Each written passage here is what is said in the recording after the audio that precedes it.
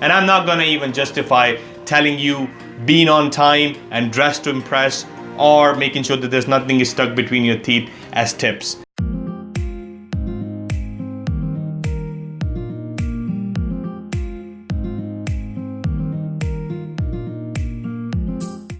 You, my friend, have done all the hard work and secured yourself that interview.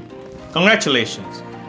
Interviews in general are stressful, despite the level of your experience. And there are certain things which you must know and implement if you want to stand out from the crowd and get hired. And in this video, we're going to be talking about all that juicy stuff. So stay tuned, and shout out to Christian for recommending this amazing topic.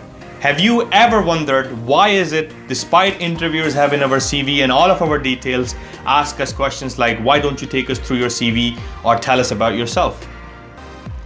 Maybe it is to do with the fact that 57% of us lie about something on our CV. 55% of us lie about the responsibilities we had in our previous role. And 42% of us lie about the time duration we were in a particular role.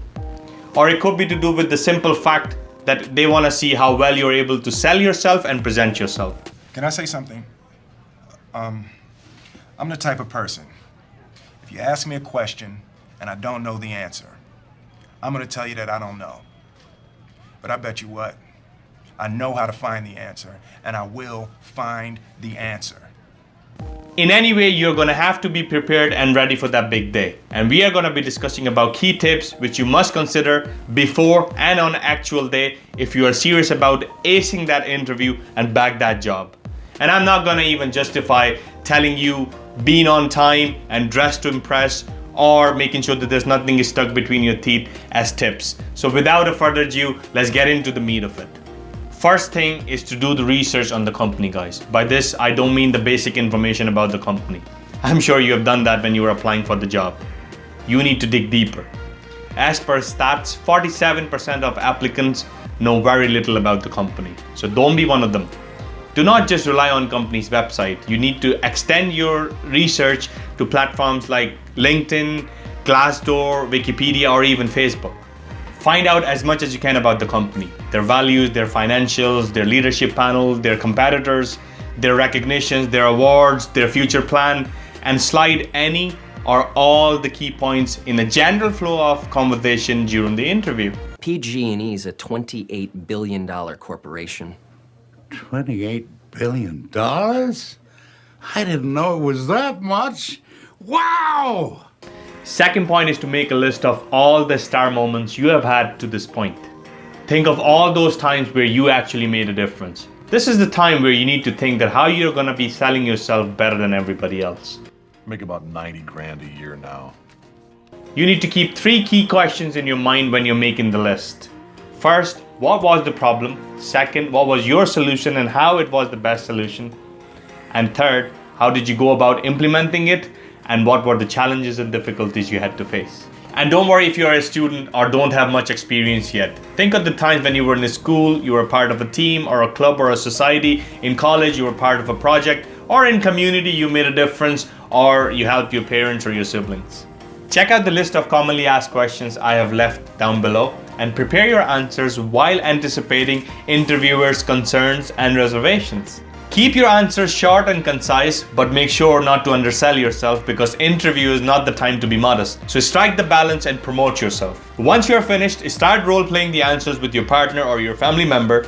And if you have no one available, get in front of the camera and role-play and get ready for the day. You talking to me? Well, who the hell else are you talking to? Talking to me?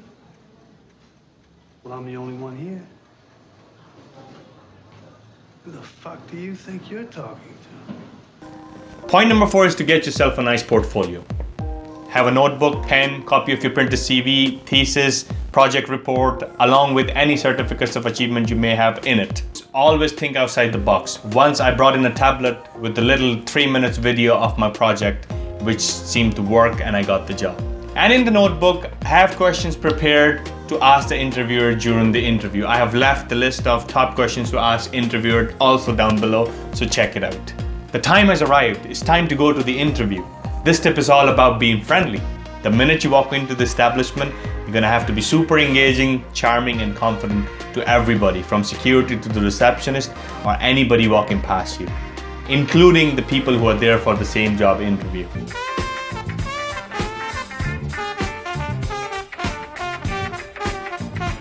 You just never know who you're gonna bump into, and the positive attitude of yours is gonna have a great impact on your interview. Tip number 6 is to utilize your body language to create a great first impression.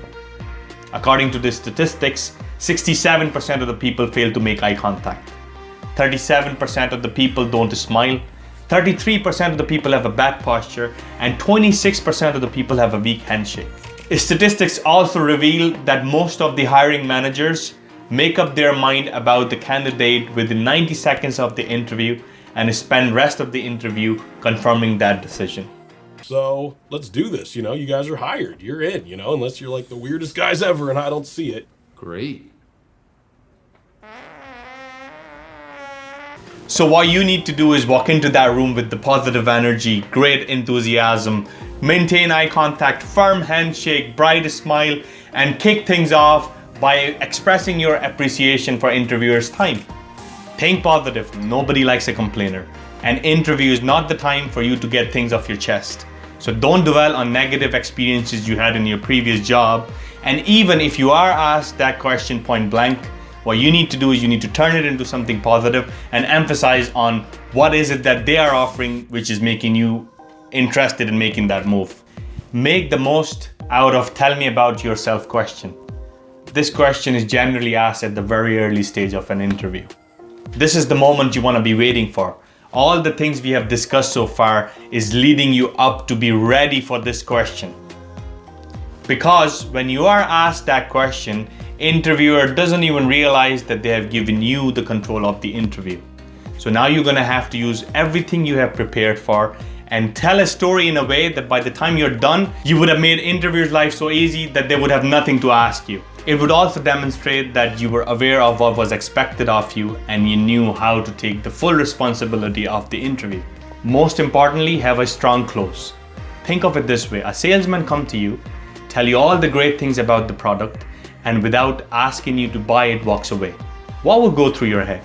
Similarly, at the end of it all, when you've asked all the questions and you're satisfied and you know that this is the job you want, you need to let the interviewer know by saying something like that you were very excited coming in, but now you are even more excited and you look forward to the opportunity to be a part of their team. I learn fast and I will work very hard. I've got the exclusive on the Cavalli for Gwyneth. But the problem is, with that huge feathered headdress that she's wearing, she looks like she's working the main stage at the Golden Nugget. Thank you for your time. Let's say in the end there are two equally good candidates, you and someone else. By you letting them know that how much you want this job, it's going to make hiring manager think that if offer were to be placed to you, you're more than likely to accept it. And finally, send a thank you note or an email within 48 hours after every interview. To write a good thank you note, you would have to sit down after each interview to jot down a few pointers what interviewer had said or you and interviewer had discussed. Also make a note of things which you think that you could have done better during the interview, because you know when we are in the midst of it all, there's always room for us to forget something and we're like, oh, I could have answered it differently. So make a note of it so when you go to the next interview, you know and you're aware of it so you can do it better next time. So this brings us to the end of this topic, guys. I hope everything I have shared with you helped you succeed. And if any of the points are not clear to you or you would like me to elaborate a little, feel free to drop me an email. I'm going to leave my email address down below along with my Facebook and Instagram. So drop me a message whenever you feel like it. Drop me a comment even down below and I'll get back to you as soon as I can. Once again, thank you so much guys for watching. Make sure to like this video, subscribe to my YouTube channel and hit that bell icon so you get notified as soon as I launch my future videos. And make sure to share this with your loved ones. Like I always say, knowledge shared is knowledge doubled. Peace.